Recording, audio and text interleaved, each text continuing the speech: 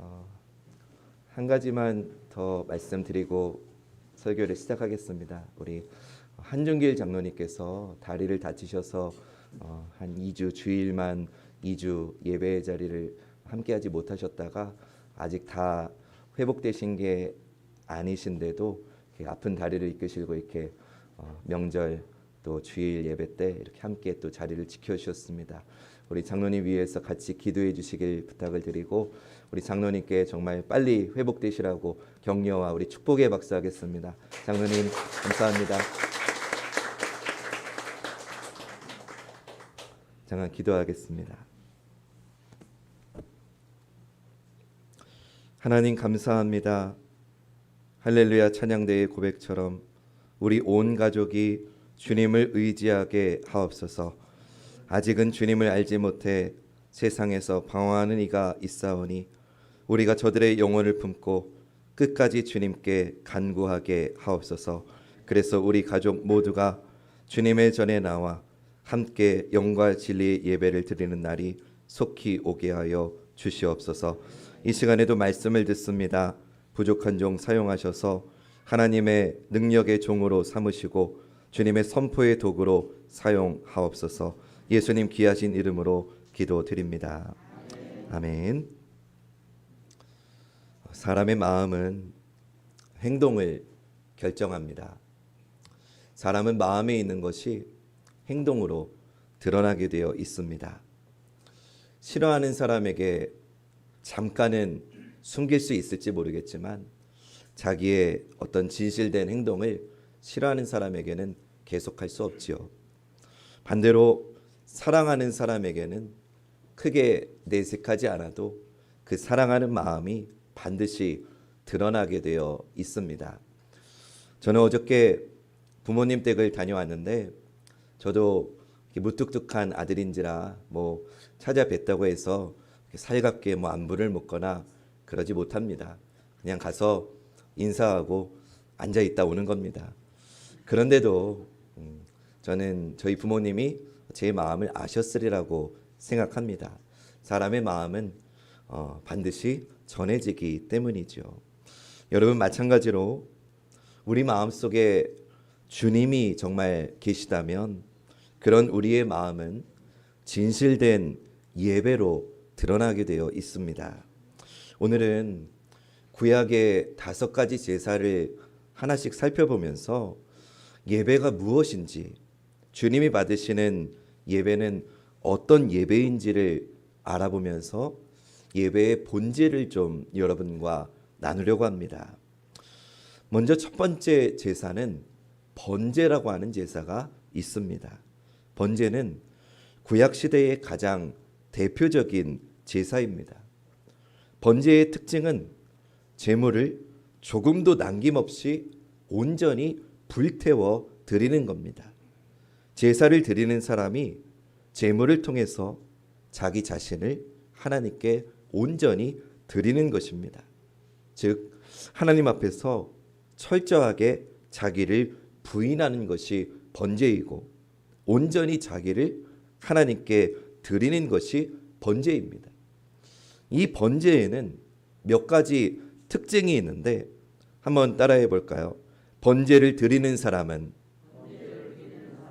반드시 흠없는 제물을 드려야 된다. 이게 첫 번째 특징입니다. 오늘 말씀 레위기 1장 3절 말씀을 우리 화면 보시면서 같이 읽어볼 텐데 빨갛게 표시된 부분에 좀 주의하시면서 우리 이 말씀 같이 고백해 보겠습니다. 시작. 그 예물이 소의 번제이면 흠없는 수컷으로 회막문에서 여호와 앞에 기쁘게 받으시도록 드릴지니라. 아멘. 흠없는 제물을 드려야 된다고 합니다. 흠없는 제물을 바치기 위해서는 제사를 드리기 전에 바치려는 제물에 흠이 있는지 없는지를 반드시 살펴야 했습니다. 아주 작은 흠이 있더라도 하나님이 받지 않으시기 때문에 아주 세밀하고 정성스럽게 그 제물을 확인해야 됐습니다. 여러분 이것은 바른 제사를 드리기 위해서는 반드시 준비가 있어야 된다는 것을 우리에게 알려줍니다. 사랑하는 여러분, 예배는 준비된 마음으로 드려야 됩니다. 준비된 마음 없이 드리는 예배는 흠없는 예배가 될 수 없습니다.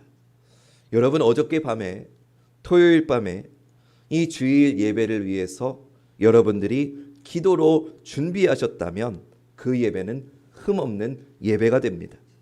반대로 밤새도록 TV 보다가 아침에 늦게 일어나가지고 오는 사람의 예배가 결코 흠없는 예배가 될 수 없습니다. 예배 시작 전에 미리 나와가지고 기도로 예배를 시작하는 사람의 예배와 예배 시간이 다 되어서 허겁지겁 뛰어오면서 숨을 헐떡거리면서 드리는 사람의 예배가 동일할 수 없습니다. 예배는 준비된 마음으로 드려야 됩니다. 그래야 흠없는 예배가 될 수 있습니다. 그렇기 때문에 여러분, 예배는 언제 시작되느냐?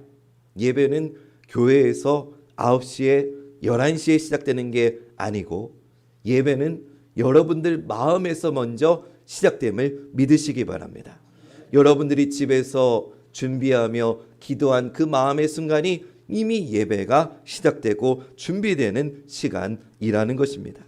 두 번째, 번제의 두 번째 특징은 여호와께서 기쁘시게 받으시도록 드려야 했다는 겁니다. 오늘 본문 3절을 우리 다시 읽어볼 텐데 이번에는 빨갛게 표시된 부분이 다르게 되어 있습니다. 우리 그 부분 주의하시면서 같이 읽어볼까요? 시작. 그 예물이 소의 번제이면 흠없는 수컷으로 회막문에서 여호와 앞에 기쁘게 받으시도록 드릴지니라. 아멘. 여러분, 예배의 주체는 언제나 사람이 아니고 하나님이십니다. 예배는 사람 보기 좋게 하는 게 아닙니다. 예배는 사람을 기쁘게 하기 위해서 행해지는 의식이 아닙니다. 예배는 언제나 하나님 보시기에 좋은 것이 되는 것이고 예배는 언제나 하나님께서 기뻐하시도록 드려야 합니다. 그래서 하나님의 기쁨이 예배하는 나의 기쁨으로 채워지는 것, 그것이 예배입니다. 세 번째 번제의 특징은 제사를 드리는 사람이 그 제물의 머리에 안수하는 것으로 시작한다는 겁니다. 우리 레위기 1장 4절 말씀 우리 화면 보시면서 같이 읽어봅니다. 시작. 그는 번제물의 머리에 안수할지니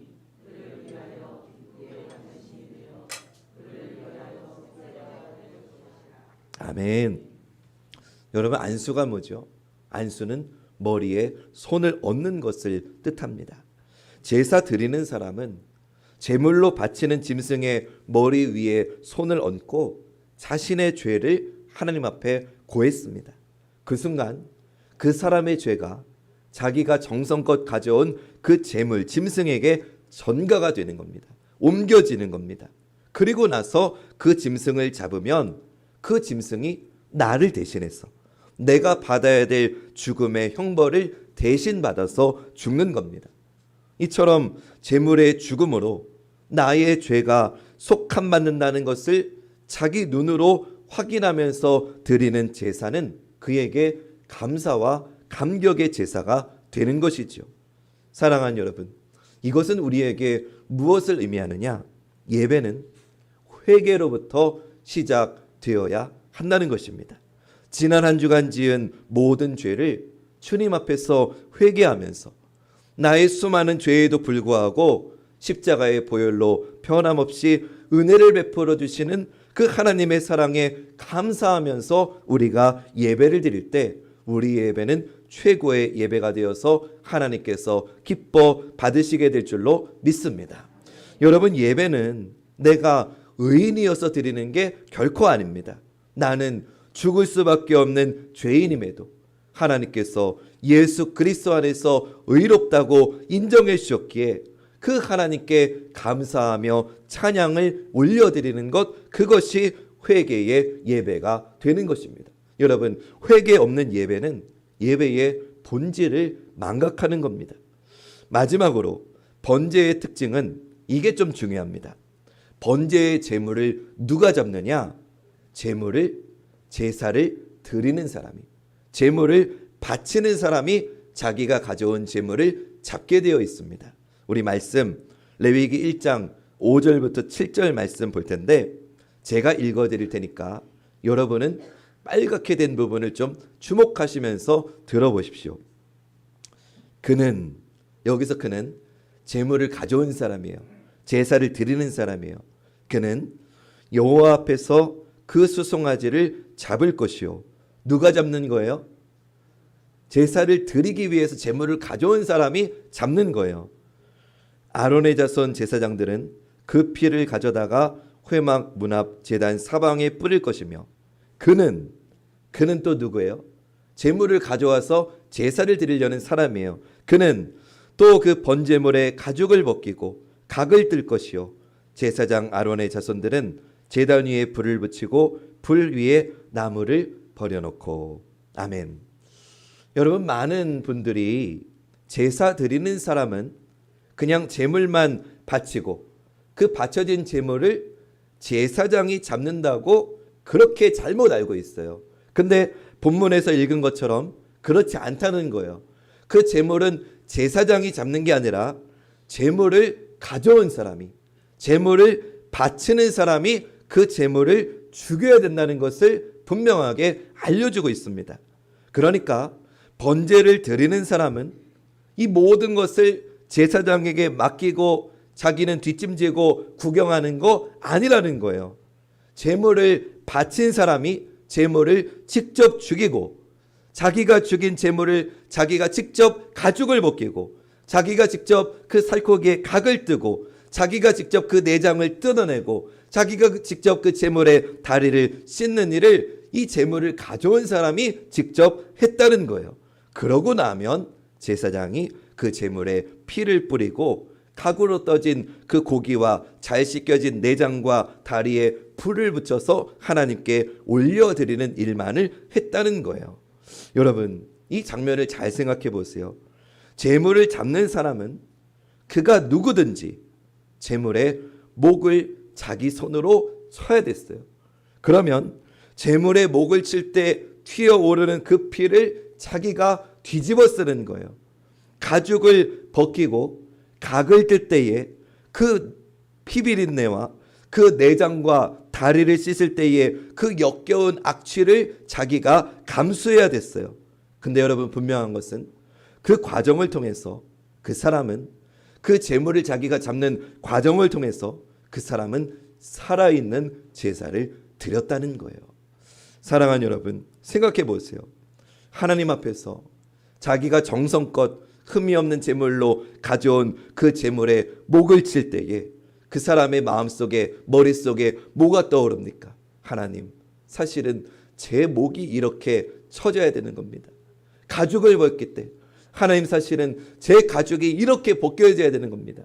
내장을 골라내고 다리를 씻길 때에 하나님, 사실은 내 내장이, 내 다리가 이렇게 제물이 되어야 된다는 것을 그는 그 제사의 제물을 잡는 행위로서 고백을 하게 된다는 거예요.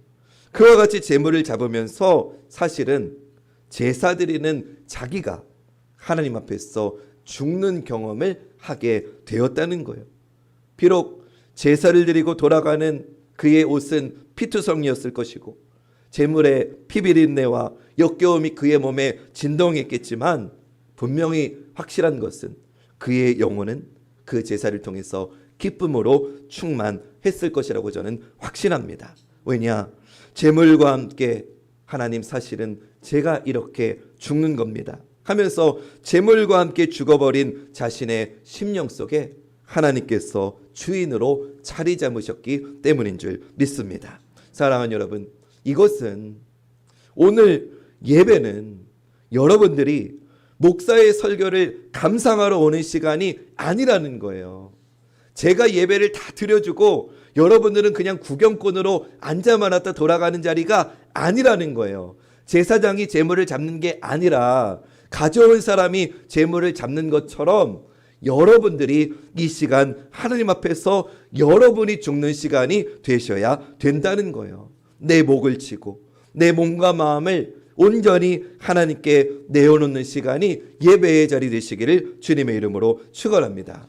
그리고 그날 선포되는 하나님의 말씀에, 그 말씀이 어떤 말씀이든지 그 말씀 앞에 내 안과 바깥 모든 것을 온전히 내어 놓으셔야 되는 거예요. 나를 각도 가지고 그 말씀 앞에 주님께 나를 제물로 올려드리는 거예요. 완전한 굴복이 있어야 되는 거예요. 완전한 자기 부인이 우리의 예배 속에 담겨 있어야 된다는 거예요. 우리가 번제처럼 나 자신이 없어질 때, 나 자신이 제물이 될 때 그 심령 속에 하나님의 말씀이 역사하는 줄로 믿으시기 바랍니다. 그리고 그 말씀이 한 주간 동안 내 삶을 지배하는 거예요. 내가 완전히 제물될 때 그 말씀이 나를 지배해서 한 주간의 나를 이끌어 가시는 거예요. 이런 예배가 사람을 살리고 변화시키는 예배인 줄로 믿습니다. 사랑하는 여러분, 우리가 수없이 예배를 드려도 내가 죽지 않으면 그 예배는 나를 살리지 못해요. 나를 변화시킬 수 없어요. 그거는 살아있는 예배가 아니고 그냥 껍데기만 남아있는 종교 예식일 뿐이에요. 번제를 통해서 다시 한번 진정한 예배의 본질을 회복하는 우리 모든 성도님들 되시기를 주님의 이름으로 축원합니다. 두 번째 제사는 소제인데요. 소제는 곡물을 제물로 드리는 제사입니다. 이것은, 이 소제는 하나님에 대한 헌신과 충성을 나타내는 제사예요. 그렇기 때문에 소제는 제사에서 끝나는 게 아니라 자기 일상의 삶 속에서 완성되는 거예요. 여러분, 예배도 마찬가지예요. 예배는, 이 예배 자체가 하나님께 올려드리는 헌신이고 충성이에요. 그리고 참된 예배는 예배의 자리에서 끝나는 게 아니라 예배의 자리에서 시작이 되어서 내 삶의 헌신과 봉사로 이어지는 것, 그것이 진정한 예배라는 거예요. 여러분, 레위기 2장 1절과 2절 말씀 읽을 텐데 제가 읽어드릴 테니까 여러분들 빨간 단어에 좀 주목하시면서 말씀을 집중해서 들어보십시오. 누구든지 소제의 예물을 여호와께 드리려거든 고운 가루로 예물을 삼아 그 위에 기름을 붓고 또 그 위에 유향을 놓아 아론의 자손 제사장들에게로 가져갈 것이요, 제사장은 그 고운 가루 한 움큼과 기름과 그 모든 유향을 가져다가 기념물로 제단 위에서 불사를 지니 이는 화제라, 여호와께 향기로운 냄새니라. 아멘. 소제는 곡물을 예물로 드렸는데 이 곡물을 반드시 고운 가루로 갈아야 됐습니다. 조그마한 덩어리도 남아 있어서는 안 됐습니다. 미세한 분말이 될 때까지 갈아야 됐습니다. 여러분, 이것은 무엇을 의미하느냐? 제사를 드리는 사람은 그렇게 곡물을 갈면서 그 행위 속에 자신의 생각을, 자신의 뜻을 하나님 앞에서 함께 갈아내는 겁니다. 근데 여기서 끝이 아니에요. 그 위에 기름과 유향을 더하라고 했습니다. 성경에서 기름은 성령을 의미하고 또 성경에서 유향은 기도를 의미한다고 했습니다. 여러분, 예배는 내 뜻, 내 생각을 말씀의 절구통에 넣고 빻는 시간입니다. 조금이라도 내 것이 남아있으면 안 됩니다. 미세한 분말이 될 때까지 완전히 갈고 간 다음에 그 고운 가루가 된 나를 하나님께 드리는 것입니다. 그러면 하나님께서 고운 가루가 된 나를 받으시고 나에게 더 좋은 것으로 채워주시는 것이 예배입니다. 그래서 예배는 그 자체가 헌신이고 예배는 그 자체가 충성입니다. 여러분, 은혜로운 예배는 저절로 이루어지지 않습니다.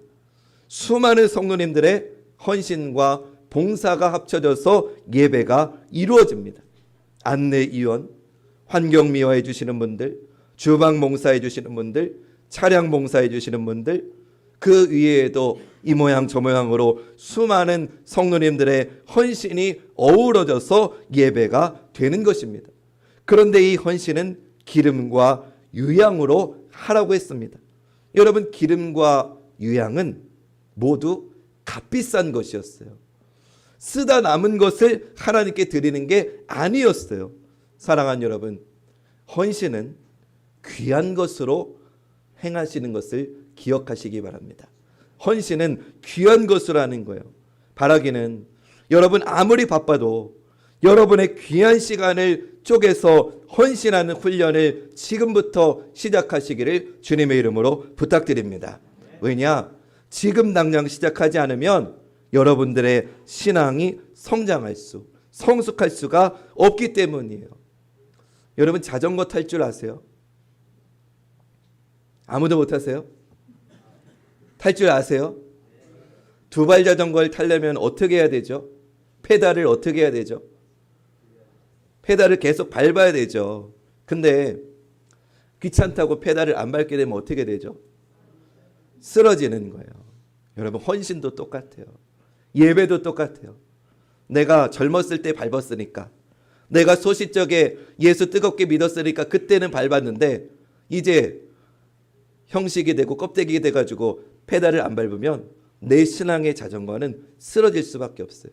근데 여러분, 그걸 기억하셔야 돼요. 내가 그래도 내 신앙의 자전거가 달려가고 있을 동안에 이 페달을 밟으면 쉽게 나가지만 완전히 쓰러지고 완전히 멈춘 다음에는 더 큰 힘이 든다는 거예요. 여러분, 이걸 제가 여러분들 쉬운 예로 알려드릴게요. 한 주 예배, 주예배 빠지면 여러분 마음이 어떠세요? 불안하고 초조하고 엄청 큰 죄를 진 것 같죠. 근데 그 다음 주에 빠지면 어떻게 되죠? 처음 빠졌던 것보다 마음이 편하네요. 그 다음 3번 빠지면 어떡하죠? 이제는 안 나가는 게 익숙해요. 4번 연속 빠지면 어떻게 되는지 아세요? 다른 사람도 못 나가게 해요. 여러분, 이게 우리의 신앙의 자전거라는 거예요. 바라기는 여러분들의 신앙의 자전거가 아직 나아가고 있을 때 힘을 내셔서 헌신과 충성의 페달을 힘있게 밟으시기를 주님의 이름으로 축원합니다. 우리 레위기 2장 11절부터 13절 말씀 제가 읽어드릴 텐데 마찬가지로 빨간 단어를 주목하시면서 들어보시기 바랍니다. 너희가 여호와께 드리는 모든 소제물에는 누룩을 넣지 말지니 너희가 누룩이나 꿀을 여호와께 화제로 드려 사르지 못할지니라. 처음 익은 것으로는 그것을 여호와께 드릴지나 향기로운 냄새를 위하여는 제단에 올리지 말지며 내 모든 소제물에 소금을 치라. 내 하나님의 언약의 소금을 내 소제에 빼지 못할지니 내 모든 예물에 소금을 드릴지니라. 아멘. 여러분, 하나님께 올려드리는 소제에 그 예물 속에 절대로 넣어서는 안 될 게 있는데 하나는 누룩이고 하나는 꿀이었어요. 여러분, 누룩은 뭐 하는 거죠? 누룩은 부풀리는 거예요. 꿀은 뭐 하는 거죠? 꿀은 그럴싸하게 포장하는 거예요. 꿀 바른 소리 한다 이런 얘기 하잖아요. 그러니까 누룩은 부풀리는 거고 꿀은 그럴싸하게 포장하는 거예요. 반면에 여러분, 반드시 넣어야 될 것이 있는데 그거는 소금이었어요. 여러분, 소금은 어떤 일을 하죠? 소금은 녹아서 자기는 없어지지만 자기가 녹음을 통해서 다른 것들을 신선하게 유지시켜주는 게 소금이에요. 무슨 말이냐? 성도에게는 나의 헌신과 나의 봉사 속에 누룩이 있어서는 안 된다는 거예요. 내 공적을 과장해서는 안 된다는 거예요. 꿀이 있어서도 안 된다는 거예요. 그럴싸하게 내 행적을 포장해서도 안 된다는 거예요. 왜냐? 그것은 사람에게 보이기 위한 것이지 하나님께 향한 헌신이 아니기 때문이에요. 여러분, 반대로 그리스도인에게는 언제나 소금이 되어야 되는 거예요. 나 자신을 바쳐서 헌신하되 나는 없어져야 되는 거예요. 나는 드러나지 말아야 되는 거예요. 왜냐? 내가 감추어질 때 그곳에 성령님께서 역사하시기 때문인 줄 믿습니다. 그렇기 때문에 여러분, 이제부터는 여러분들이 여러분들의 이름을 지우는 훈련을 계속 하셔야 돼요. 제가 우리 한중길 장로님하고 대화할 때 장로님께서 저한테 늘 하시는 말씀이, 목사님, 저는 신경 쓰지 마세요. 저는 기도만 하겠습니다. 저는 신경 쓰지 마세요. 제가 이 장로님의 고백을 들을 때에 오늘 이 말씀 속에 소금이라는 게 이런 거구나. 제가 만약에 장로님이라면 내가 이 교회의 뿌리인데, 내가 이 교회의 초석인데, 내가 50년 여기까지 이렇게 이끌어왔는데 하면서 나를 드러내거나 아니면 나를 알아주지 않아서 섭섭해할 것 같아요, 저라면. 근데 우리 장로님은 저 신경 쓰지 마세요. 저는 그냥 없는 것처럼 생각하셔도 돼요. 이제는 목사님이 기도하면서 성령에 순종해서 마음껏 사역하시면 된다고 그렇게 저에게 격려를 해주실 때마다 이 말씀이 기억이 나는 거예요. 사랑하는 여러분, 우리의 신앙에는 누룩과 꿀은 없어지고 여러분 자신을 없애는 소금이 되시기를 주님의 이름으로 축원합니다. 세 번째 제사는 속죄제예요. 속죄제는 내 삶 가운데서 죄를 깨달았을 때 속죄를 위해서 드리는 제사였어요. 이 제사는 제사장부터 평민에 이르기까지 모든 사람이 다 예외되지 않았어요. 누구든지 죄를 깨달았을 때 속죄를 위해서 드리는 제사가 속죄제였어요. 우리 레위기 4장 27절부터 29절 말씀 제가 읽어드릴 텐데 빨간색 부분 주의하시면서 한번 들어보십시오.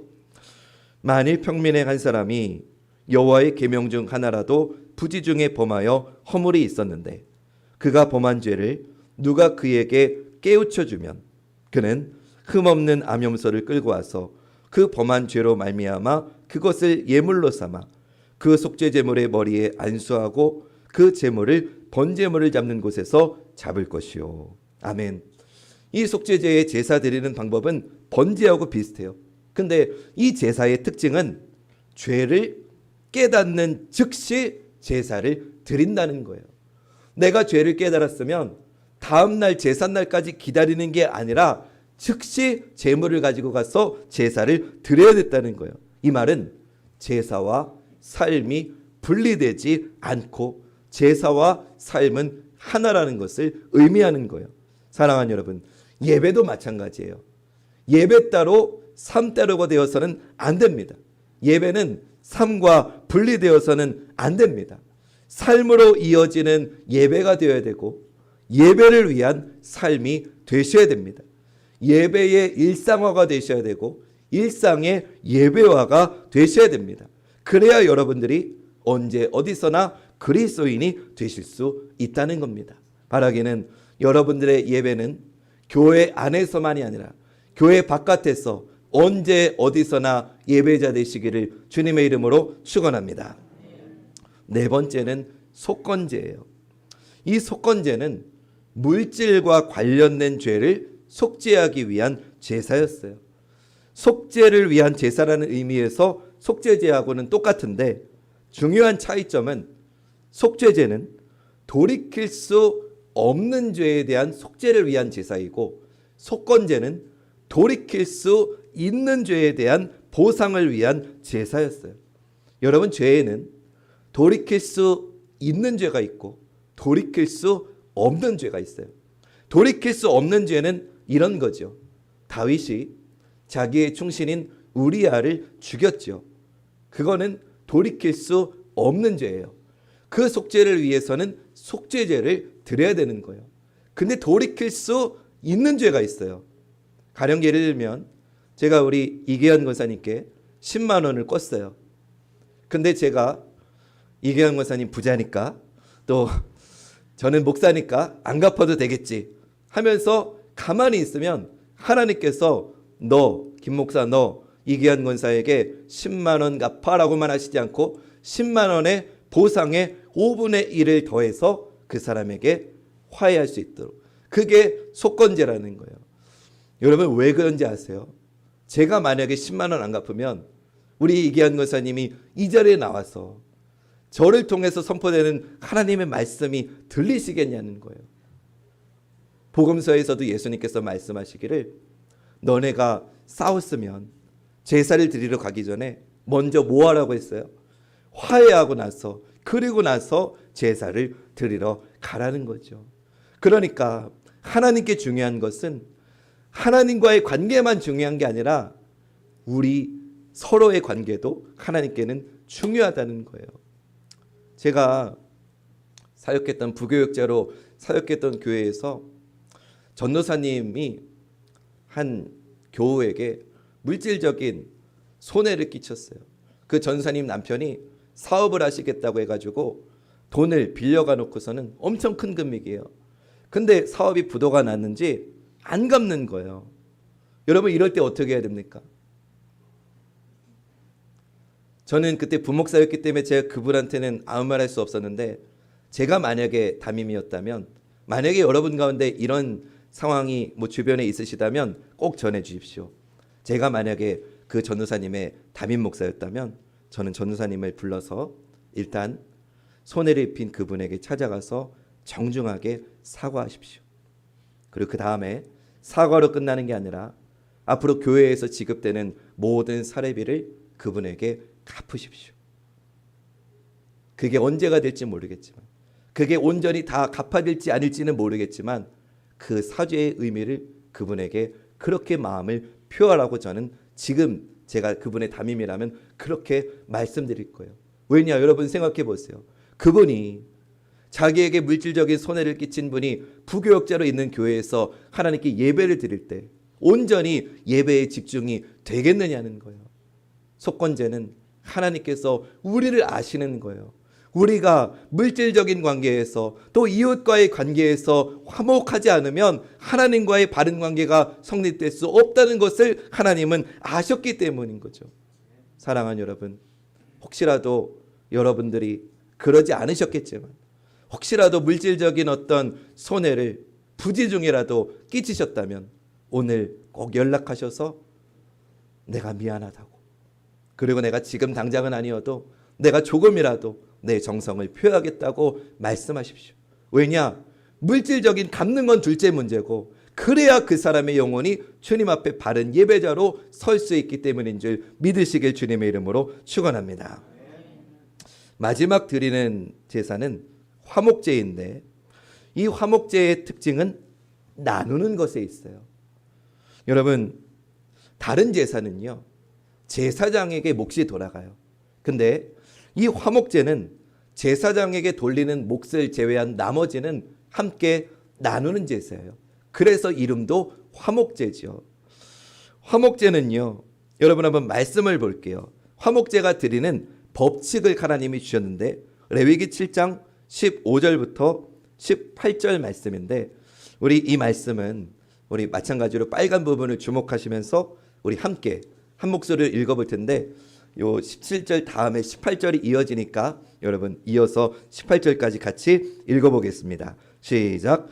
감사함으로 드리는 화목제물의 고기는